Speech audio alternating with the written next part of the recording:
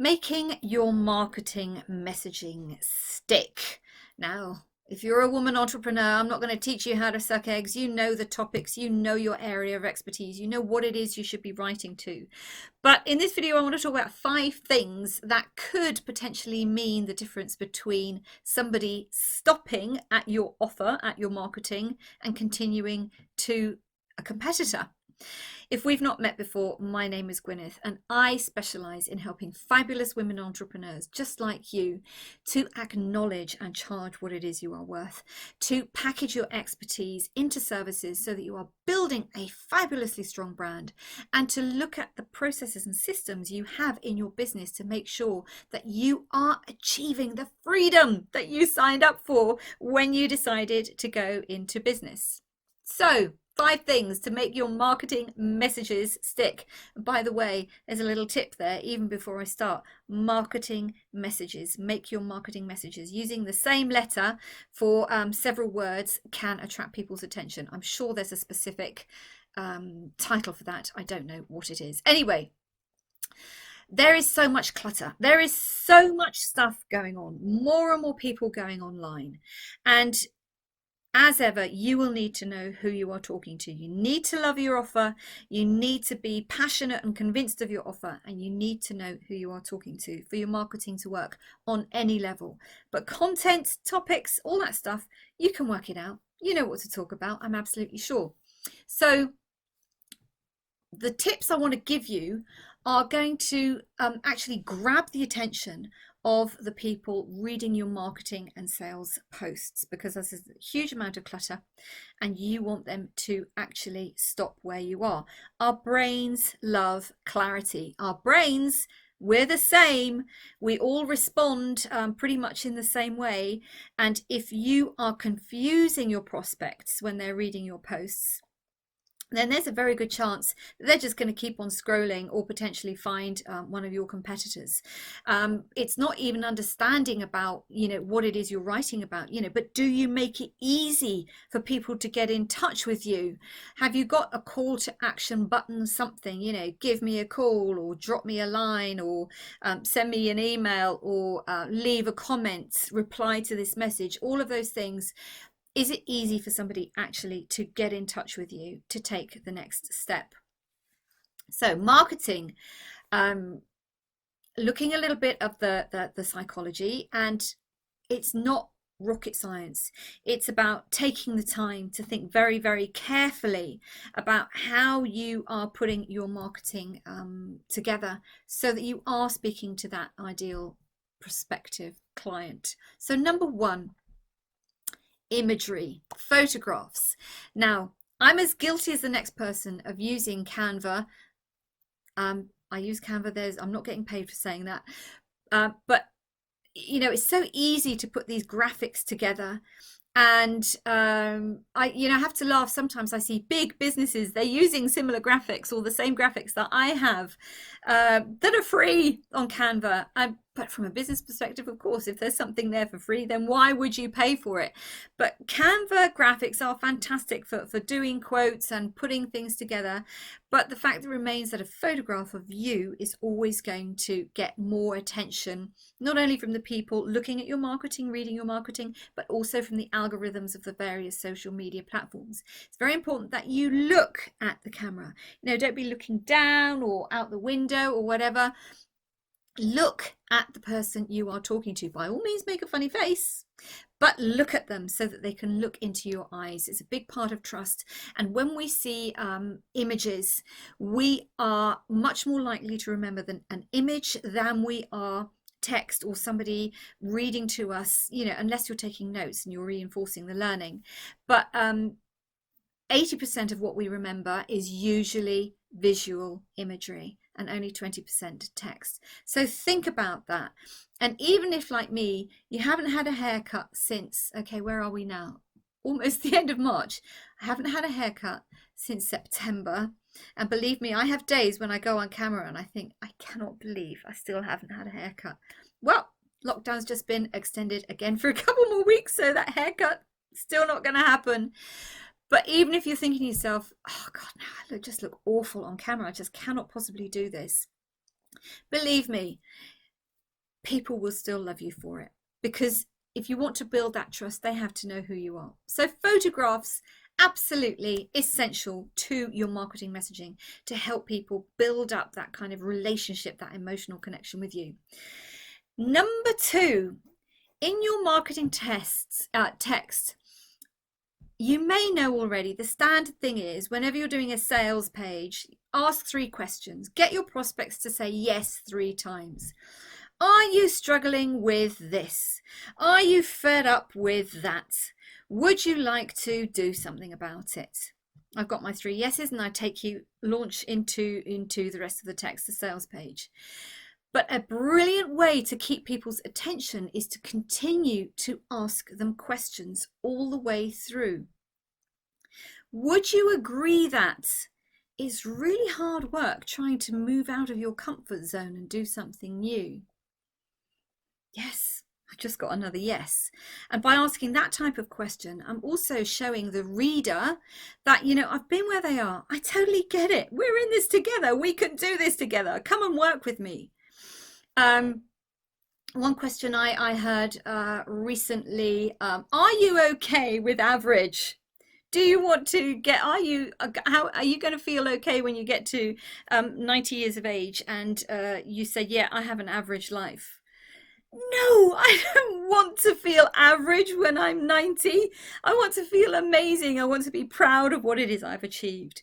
So asking questions all the way through your text can keep your prospect's attention. Keep them saying yes or no. Would you agree that? Would you like me to help you with? Would you like to know how?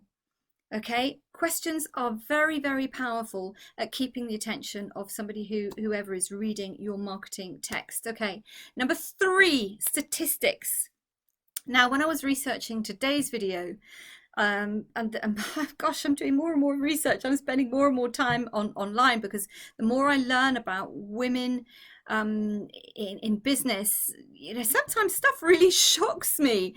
The good news is that many more women are going into business, but I was deeply surprised to learn that approximately 88% of women in business only reach an annual income of $100,000, and this is in the US, because I couldn't even find anything reliable for Europe and the UK. Now, yes, that is a fabulous income for a lot of people, and I'm not in any way criticizing that. But if you look at the number of female millionaires, women entrepreneurs that there are in the world, that's only 2%. Only 2% of women in business are millionaires. There are a couple of billionaires as well. But isn't that kind of shocking? You know, now this has a lot to do with something else I found out just recently when I was watching a video by a chappie called, what was his name? David Krueger, MD. And he talked about altruism. He talked about an experiment where an authority wanted to encourage people to donate blood, and the numbers were quite low. So they said, you know what, we're going to give people, I don't know how many dollars if they come and donate blood. The numbers went down because people felt bad. You know, I'm doing this out of the kindness of my heart. I'm doing this, you know, out of a sense of goodwill. I'm helping other people, potentially saving a life. I don't want to be paid for doing that. Altruism undermines financial success. It's as simple as that. And guess what? Women entrepreneurs are brilliant at wanting to help people and not charging enough. Now, I've taken you on a little bit of a journey there, but starting off with statistics in your posts, or including statistics in your posts, what that does is to say, I've done my research, I'm demonstrating my expertise. It's not just me saying this, the other experts say this as well. Here's the data, here are statistics. So you can see how that also potentially works very, very well in keeping the attention of your prospects as they are reading through your marketing and sales messages. Number 4, weave objections into your message. And when I say objections, things like, will this work for me? Why does it cost so much? Am I too old? Am I too young? Have I got enough time? if you can anticipate the objections in advance, don't try and weave all of them. You might just drive people crazy. Well, maybe up to you. I don't want to tell you what to do. But by using objections, by introducing objections into your text, again, you can then, you've answered that, but what if I'm too old? What if I'm too old to do this kind of stuff? Now, I've been working with a client recently who used my sales conversations blueprint. She has not been in business long. The very first time she used it, she signed up a client. Now, of course, I have got that on my page now. That's social proof. That's the best way that you can answer the objections. So, I worked with this fabulous woman entrepreneur, and if it works for her, this is the first time she'd ever had a sales conversation, and she signed up her first client. So if it works for her, it's going to work for you. This works for anybody. Using social proof is a very, very effective way of answering those objections, but you must know what those objections are so that you can address them in your marketing and sales messaging and copy. Number 5, take your prospects on a journey. Now, our brains respond to new information in the same way, right from when we started walking on 2 legs, living in caves, to, oh crikey, I don't know if I go, is it dangerous to go out because there might be a bear or something, there might be, or another person who wants what I've just caught and they're going to kill me so that they can go and feed their family. This deep set fear is still very, very much within all of us. It's a case of how we manage it. But whenever you are suggesting something new to somebody, that very basic brain, the reptilian brain, it is saying, oh, this is going to be dangerous. Is this going to hurt me? I don't know if I can do this. Is there too much risk? All of this negative stuff is going on. So that's the first part of the journey that you need to address. The second part of the journey is the emotional.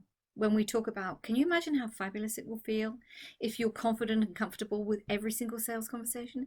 Can you imagine how amazing it's going to be when you do actually walk into your bank manager and hand them over a check for your first million, or you make it up to your first million?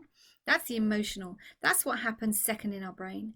And then the third part of any decision-making process that helps people decide whether they want to work with you, that's the rational bit. That's the looking at, okay, well, it's going to take me 6 weeks, and have I got enough money, and all of those things. So take your prospect on a journey. Big mistake that lots of people do make frequently is they focus too much on that rational bit. It's 6 weeks and you get these templates and that PDF and all the rest of it, because they feel that they have to justify themselves. Well, you can justify yourself, but at the end of your marketing, at the end of your sales copy. So allay any fears people might have, help them to understand how fabulous they're going to feel when they work with you, or they buy their product, or the product or the service that you're talking about. And finally, then give them the kind of logistics, this is how you do it. This is a step you need to take. So those are 5 things to make your marketing messages stick. Like I said, they're not your typical, write a blog and share a quote and all those things. This is more really going into the emotional aspect of the person you are speaking to, so that at the end of the day, you are building an emotional connection with them. If they don't read your marketing text and they are your ideal client, then there's something that needs tweaking, there's something that needs changing. Or maybe people are clicking on your call to action button, but then they're not actually signing up to whatever it is that you want to offer. Again, you need to be looking at the entire process. Have I got something wrong? Have I got the stories in there from my other clients? Have I got that social proof? Am I helping these people feel how it's going to be to move from struggle to fabulousness? So number 1, photographs of you. We are much more visual than we are kind of reading things. Number 2, language. Put questions all the way through. Keep the attention of the person reading. Number 3, using statistics. Show that you know your stuff. Number 4, using objections. Weave those in and using social proof to manage those objections. And number 5, remember to take your customer, your prospect, your client on a journey.